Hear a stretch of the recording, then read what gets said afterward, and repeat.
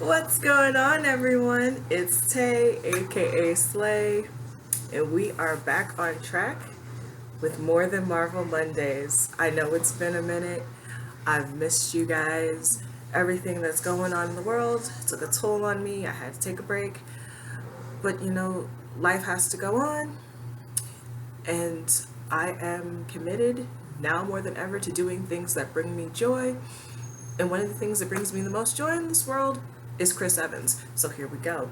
Today, I'm going to be giving you my thoughts on the 2007 movie Sunshine. Now, some of you are about to be mad at me, but it must be said, I did not like this movie. I'm sorry. I tried so hard. I wanted so badly to adore this film because this is one of the films that Chris said he wished more people had seen. And my question is why? Because it's not a horrible film. It's it feels like there was a better movie inside of it. Like somebody wrote a gorgeous, meaty screenplay. And then because this was made in a time where people were still really skittish about making movies over 2 hours, they just hacked away at it, hacked away at it, and hacked away at it till we got the movie that we got. Because they were just so there were so many unanswered questions. Like, I read the Wikipedia article for this movie after I watched it the first time, and what I have to say about that is I should not get more information from the movie's Wikipedia page than I did from the actual movie. I'll tell you what I mean as we go. Again, putting it out in the universe, I hope Chris sees this series and we get to sit down and discuss, because I have some words for him about this film. Let's get started. Within the first 5 minutes of the film, you find out that our sun is dying. There was a mission called Icarus that sent astronauts up to the sun with a stellar bomb that was to create a star within a star. That first mission failed. The mission we're following is the second mission 7 years later on the Icarus 2.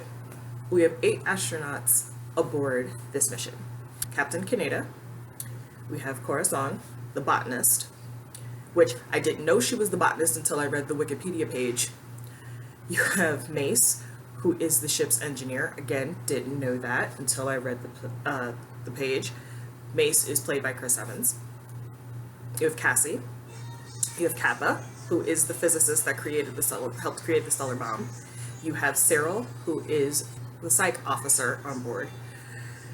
You have Harvey, who is the comms officer, and then you have Trey. I'm gonna say it. You don't get a chance to care about anyone in this film. There is no character development. There's really no backstory. So when people get hurt or things happen to them, you're kind of like, oh, was I supposed to care about that? Because it's kind of like one of the things my roommate loves to say. That's unfortunate. Like that's the feeling I had while watching some of this stuff go down, because there's no connection. There's nothing there really to make you feel for these people, other than, yes, you want them to complete the mission because nobody wants Earth to be destroyed. But it's like, why do I care about these people other than the fact that they're on my screen right now? You see Dr. Cyril looking on the ship's observatory, looking at the surface of the sun, and you see as the movie goes on that this man is just obsessed with looking directly at the sun. And it makes for some really beautiful imagery. And that is one thing I will give this movie. This movie is beautiful. It reminds me of when I watched A Wrinkle in Time. My review of that, I believe, is still on this channel. I watched A Wrinkle in Time, and it was one of the most visually stunning movies I had ever seen. But there was no substance. And I think that was partly my problem because I read the book before I went to see the film. But there's so much of the heart of that story was taken out when they made the film, that you were just left with this really, really pretty package that ended up being hollow. That's what I feel about this movie. Everyone is told when they're gathering around for their meal that they're entering a dead zone. And once they enter into that zone, they will no longer be able to send or receive messages back to Earth. So Captain Kaneda says, if you want to send a message home, do it now. A lot of the filming is chaotic. Like, you get Kappa filming his last message home, and then you get Coruscant in the oxygen garden. You see this person doing their daily routine over here, and nothing feels connected. But you do get the soothing sounds of Cillian Murphy's voice over all of it. As this is happening, while all of these shots are going through, you get the most epic music playing over his message and over all of these shots. It's soothing. It does make you feel something, but again, not for the characters that you're watching, but it does give you a sense of atmosphere, and I did like that about the film. Coruscant, played by Michelle Yeoh, and Captain Kaneda, I forgot the actor's name, I apologize, discuss the oxygen levels, which become very important later on. And they also discuss Icarus One. You see Captain Kaneda throughout the film trying desperately to try to figure out why Icarus One was not successful. And then out of nowhere, you see Mace and Kappa wrestling. Like, not even fighting, just wrestling. Like, Mace, Chris Evans, has Kappa, Cillian Murphy, in a headlock, and you're like, what is the problem? He's cussing him out, yelling at Kappa, saying, I can't send my package. Basically, Kappa's message was too long, so now you have to wait for things to reload, so by the time it happens, nobody else can send out a message. Mace can't send his last message home, so he's upset. But why is the first thing a fight? Like, why was he so quick to throw hands? Like, that is a question I have throughout this film. Between these two characters, there is such animosity. Why? That is why the lack of backstory and the lack of character development hurts my soul, because you're just left with these questions of why does he hate him so much? Is it because he's pretty too? Like, what is the problem? Why are they ready to rip each other's throats out at a moment's notice? I need to know. So because of their fight, Mace goes to talk to Dr. Cyril, and Cyril suggests that he spends 2 hours a day in the Earth room because they've been on this mission for 16 months. 16 months is a long time to be away from home. 16 months is a long time to be in space. So yeah, your mind is going to get a little frazzled. You're probably going to be on edge. Why is everybody else calm, cool, and collected, but Mace is ready to knock somebody out the moment the spirit moves him? But this scene when he's in the Earth room and he's watching things going on around him, and that's glorious too. It's really the only time in the movie you see Mace, aka Chris Evans, smile. Like, that's it. There are so few smiles in this movie, and I get it's not supposed to be a happy movie. I don't need laughs and giggles throughout a film. Like, I watch pretty dark stuff. My top 5 are very violent movies, okay? Kill Bill 1 and 2, Godfather 1 and 2, and Goodfellas. That's so no, I don't need things to be sing-songy. I don't need action to happen, boom, boom, boom, boom, boom. I don't need explosions every 5 minutes, but I do need there to be a coherent story. I do need things to help me care about the characters that I'm watching. I need more. And there's a moment of levity. There's a moment of levity after Mace spends his time in the Earth room, and he goes to apologize to Kappa. And he's just like, hey, this is me apologizing, because Kappa's trying to interrupt. He's like, hey, this is me apologizing. Kappa goes, is that the apology? Mace is like, yeah, that was it.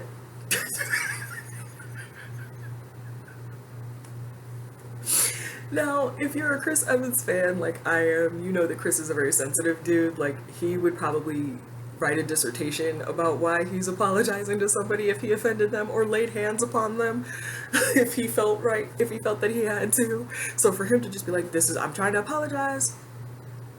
Was that it? Yeah. Thank you for that moment of levity in this hour and 47-minute film. You get a really beautiful sequence of the crew watching Mercury pass in orbit right before they slingshot it.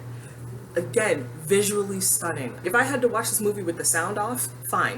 And that sequence is one of many that is breathtaking. Right after they slingshot Mercury, Harvey, the comms officer, picks up a distress call from the Icarus One. And so they start discussing, oh my goodness, this was 7 years ago. Could people still be alive? Did they have enough food? Did they have enough oxygen? Did they have this? Did they have that? Oh my goodness, should we go save them? And you've got Mace sit here saying, hell no.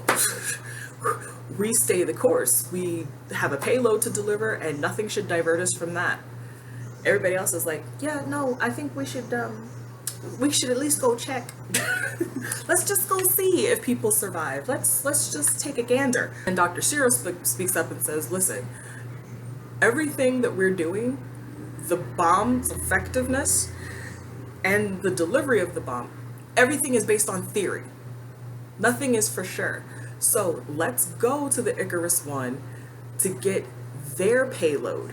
We have a better chance of succeeding if we have 2 payloads, 2 stellar bombs instead of 1.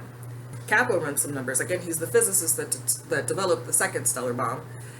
Even though there's still variables and there's a lot of probabilities and they cannot pinpoint if this is going to be effective or not. Kappa says that Cyril's argument is sound. Let's change course, rendezvous with the Icarus One. All to Mace's disdain, but he goes along with it. What other choice does he have? Cassie, the most emotional person on board, she is one of the few people you actually see cry. She actually has conversations with people, trying to connect, especially with Kappa. There's an implied relationship between the two of them, but it's not explored. And no, I don't need a love story in every film. I actually prefer not to have a love story in every film. But if you're gonna go there, and it's clever the way they do it too, because you see Kappa's kind of cold, there's a barrier there when he talks to her. But he appreciates her just with the looks that he gives her and the way that certain angles are shot and shown. You do get this feeling of there is something there between them. They may be the 2 closest people, the 2 people who are the closest to each other aboard this ship. As all of this is going on, we hear an alarm.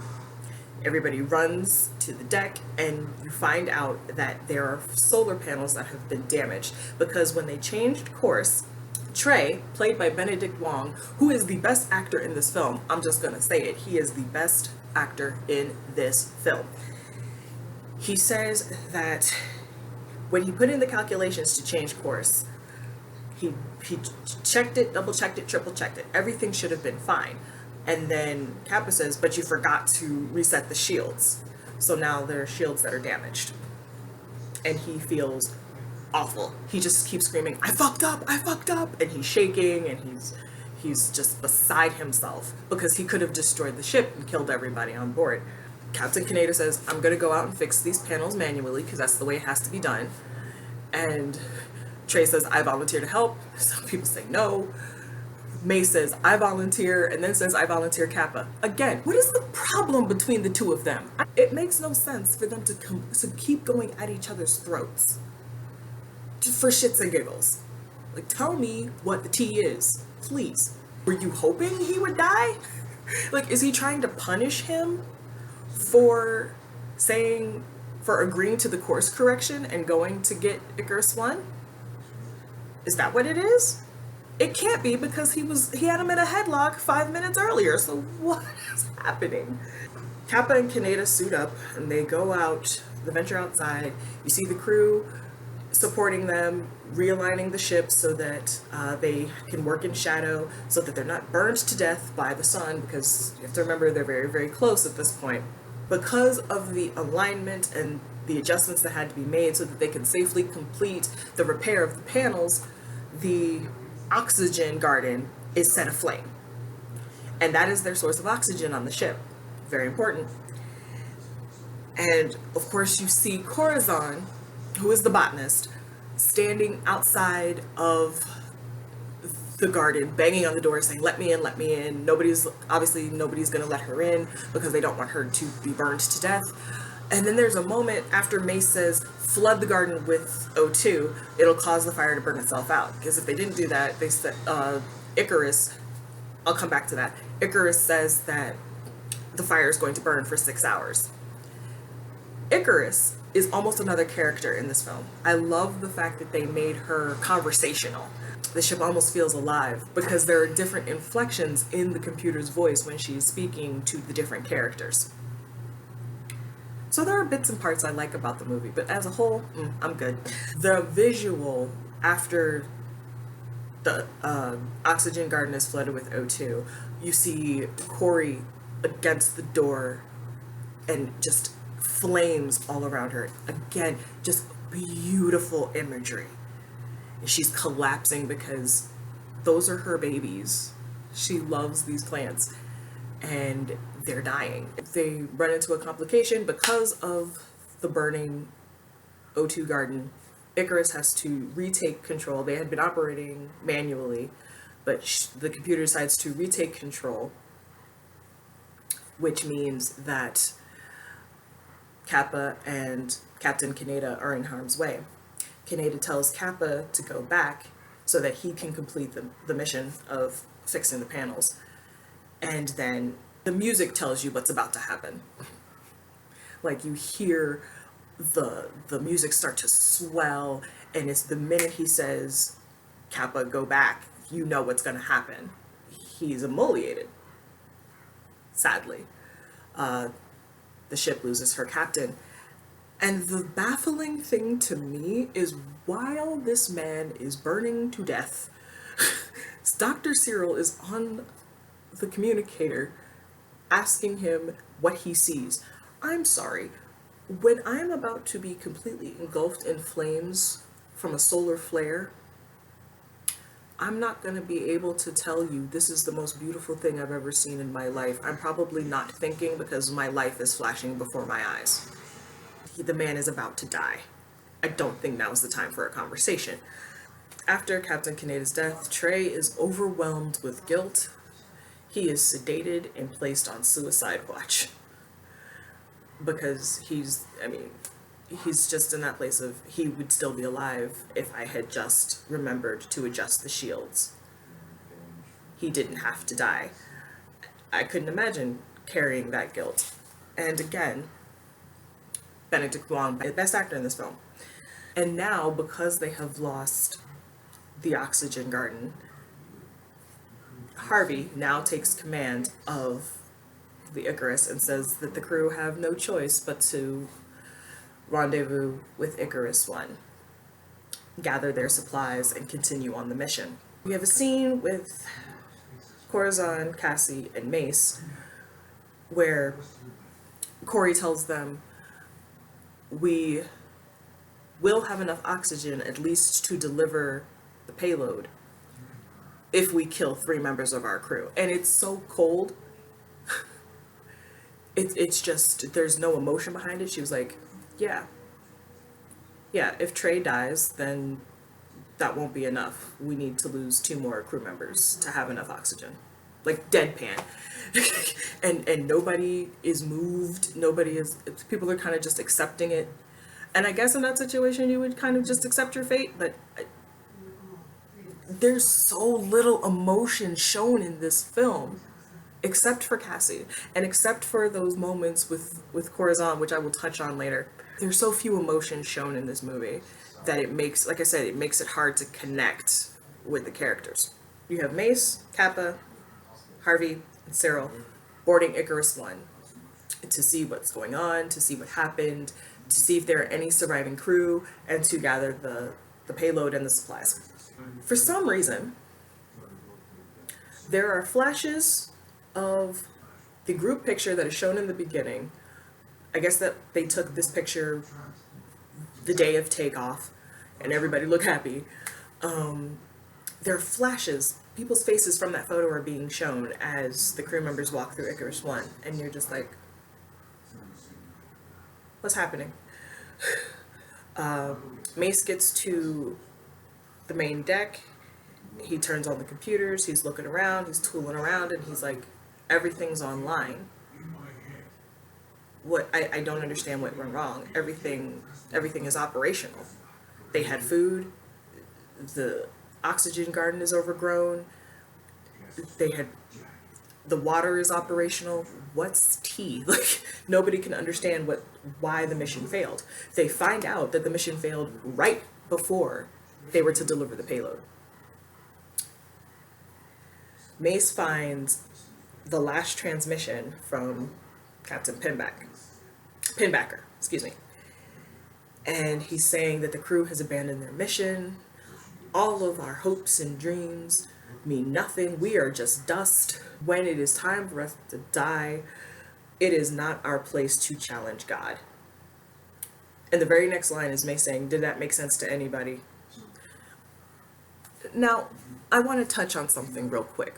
When I read the Wikipedia article, one of the sentences that stuck out to me was a line that said, this movie raises questions of physics, of science, and religion. Where? Was that the moment that we were supposed to question something? Because it's not discussed. It's just left hanging. The characters themselves don't even care about it.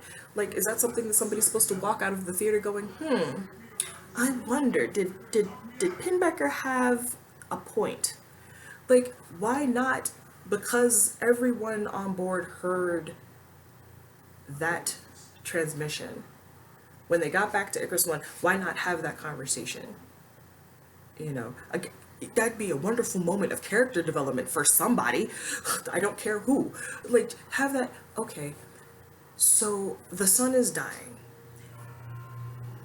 Could we assume that maybe it is just humanity's time? Why are we trying to save Earth?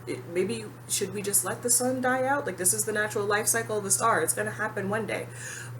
You know, we mined, Kappa says a line, he's like, we mined all of Earth's resources to create this stellar bomb. This is our last chance. And again, it's all based on theory. It's all theoretical. So why was there not more of the science brought into that? Like,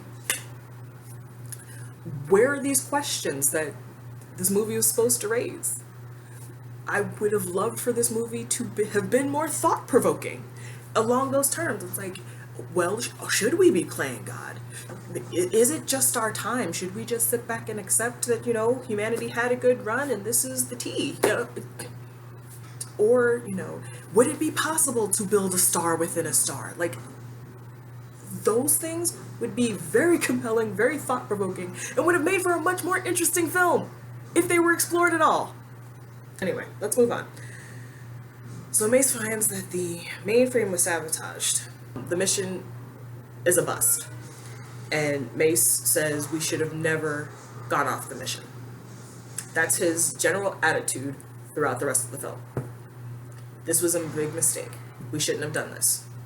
Everything that has gone wrong has happened because we went off course. You bastards. This was all for naught. The airlock is destroyed.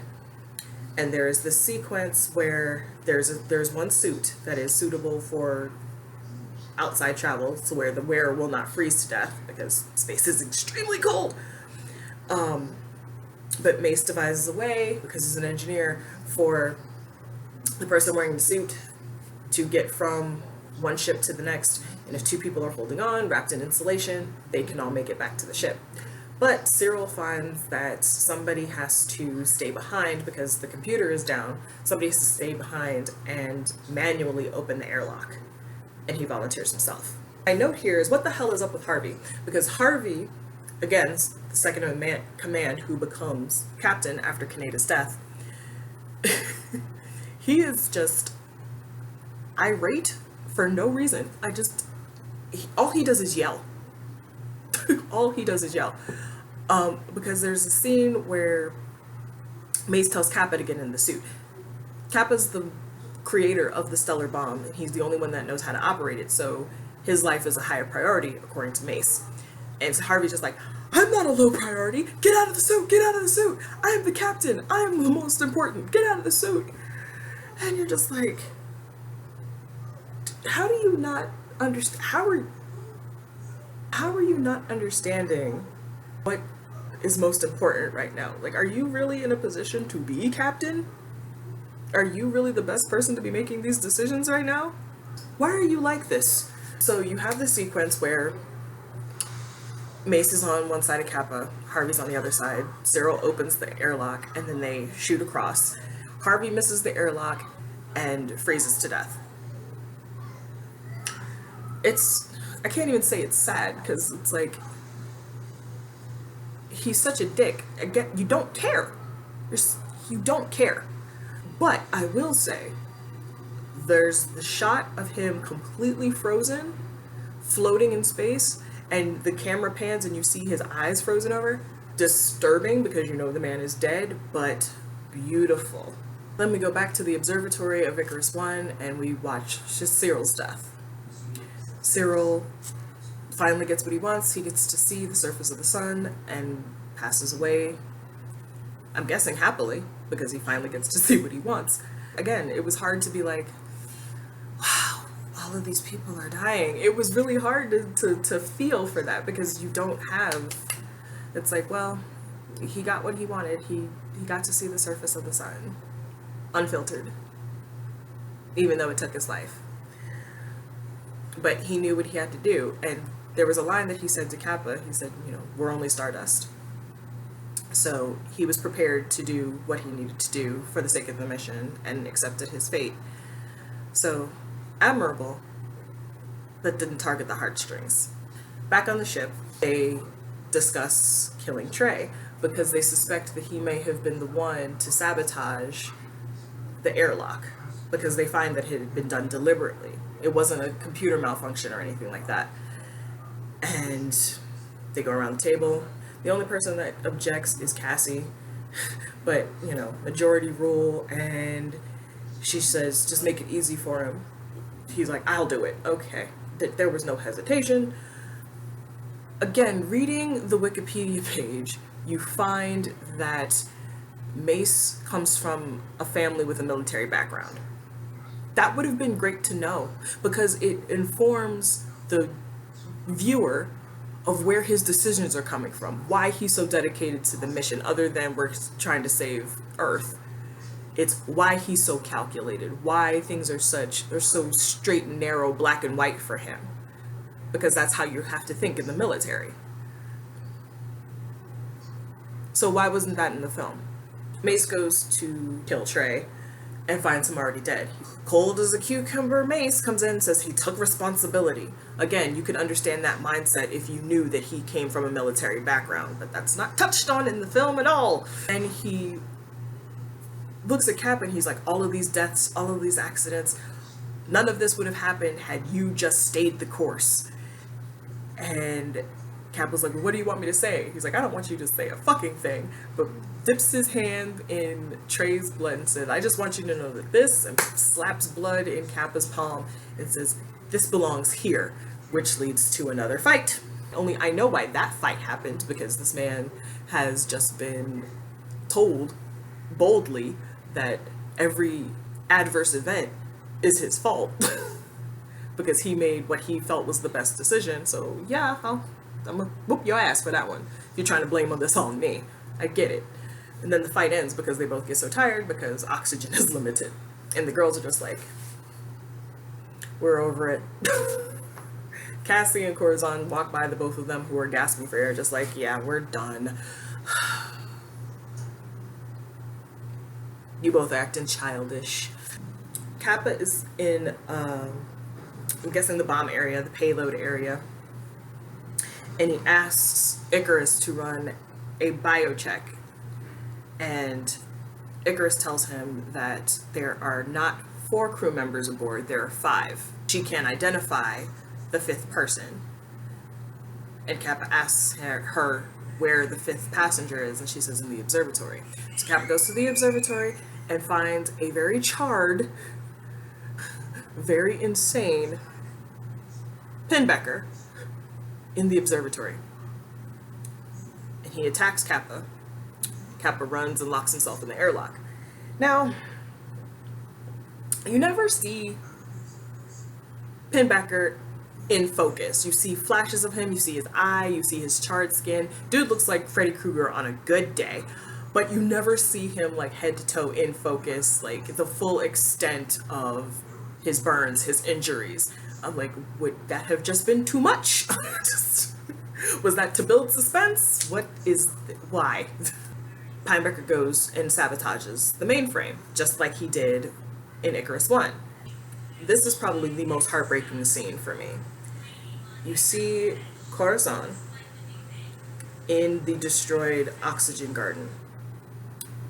And the camera pans and you see this one tiny plant growing amongst the dirt and rubble. And she picks it up and she cradles it. And she asks Icarus to call anybody to come down so that she can show them this wonderful thing. And then she's murdered by Pinebecker. That death hurt me. Because after the demise of the Oxygen Garden, you see Corazon's whole demeanor change. And so to see her almost flicker back to life and have that little bit of hope because this little plant has survived that fire, and then to have her life snuffed out like that, and that broke my heart. There's a shot of her later sitting as if she's meditating, cradling the little plant. And again, visuals chosen very, very well, but that, it broke my heart again. Both times I watched this movie, Mace finds out what Pinebecker did and finds that he has to immerse himself in the coolant in order to fix the mainframe and have it reemerge so that it can continue to operate. With his last breaths, basically, manages to reach Kappa and tell him how to complete the mission. He's like, you're going to have to go, you're going to have to separate the ship from the bomb and detonate the bomb manually. You have to finish the mission. And then Mace, as he's trying to lift himself up out of the mainframe coolant, his leg gets stuck and he doesn't have the strength to fight because he's freezing to death. And his last words are, "Do it, Kappa." And then Mace passes away. That death hurt. I don't just care because it's Chris's character. It's the way that he dies and knowing that this has become a suicide mission. All of that is really heavy. I have a note here. Chris's best acting is when he's freezing. Chris's best acting in this film is when it's when he's in his death throes. Kappa gets his wits about him, straps on the suit, and goes to initiate the emergency separation sequence to complete the mission and detonate the stellar bomb. He enters the payload and sees Cassie and runs up to her and he was like, "We're going into the sun. We don't have much time. Tell me where," because he sees a bloody handprint when he enters that airlock. And he was like, "You have to tell me where Pinebecker is." And then Pinebecker shows up, picks him up and carries him to the edge and was like, "I've spent the last 7 years talking to God. He's told me to send us all to heaven." If that was supposed to be a thought-provoking piece, like the last 30 minutes of this movie, I said it too when I was telling my best friend about this movie, I was like, it kind of becomes Event Horizon in the last 30 minutes because you're constantly wondering where Pinebecker is, and the suspense they try to drum up from that is kind of unnecessary. It takes you out of the rest of the movie. It's so disconnected. It seems misplaced. I'll say that. It seems misplaced. It seemed like they were trying to make another movie and this ending got slapped on. Cassie finds her strength, jumps on Pinebecker. They both rip his skin off because, again, it's been burned and charred and not healed for the last 7 years, so it's kind of easy to do. Cassie looks at Kappa and says, "Finish it." He goes, does what he needs to do, and is able to witness the bomb detonating. He's standing in the middle of the bomb. Witnesses it detonate. You see him, everything detonating, him realizing that he did it, it's working. He reaches out and touches the sun, and that's it. The final scene is his sister in Australia receiving his final message, and then you hear his voiceover. "If you look up, if it's a particularly beautiful day, you'll know that we made it." And the sun starts shining brighter. Credits. I wanted so badly to like this movie. I really did. I really did. The first time I watched it was hard. The second time, like I said, was a better watch, but I'm good on this one. Chris, I'm sorry. If I ever get the chance to talk to him about this, oh, we're gonna have a conversation about Sunshine, and I'm gonna mention everything I mentioned before. It's like, I feel like there was a better movie that was written, but because of certain constraints, things had to be taken out, and we got left with the bare bones with a little bit of meat on them. It's much more lean than I think it needed to be. I think if they had more leeway, like their movies now, what was Endgame? Almost 3 hours. I think if we had had more breadth of time, we could have had more depth of content. But that's just me.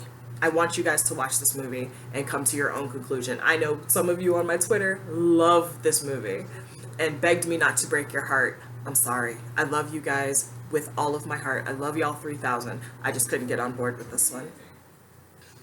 This movie left me with so many questions. Like, why were these particular people chosen? I don't want to be that girl, but I'm going to be that girl. There was not one Negro in this movie. You mean to tell me in the year 2057 there are no black astronauts?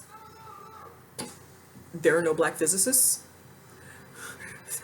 There are no black engineers? I work with black engineers. Like, what is the tea? Why? This movie was made in 2006 and released in 2007. Yes, this was an international film. So you have, again, Asian actors and white actors. Why was there not more diverse? That's why inclusion writers exist. Again, was this movie really meant to provoke thought? Was it meant to raise those questions of, do we play God or do we just let life run its course? There was just not enough of a lot for me. But again, visually stunning, the audio cues that help you feel things, amazing. But there just wasn't enough for me. And we're going to put this over here. And that's where I'm going to end it. I hope you enjoyed this video. I know some of you didn't because you really wanted me to like this one. See how the rest of the journey goes, and I hope you're enjoying the ride, and I hope you'll stay on the train with me. Thank you so much for joining me. Please be sure to like, comment, subscribe, all of those good things. I know there are a million videos you could have watched today. I humbly thank you for coming to Slay. Bye, guys.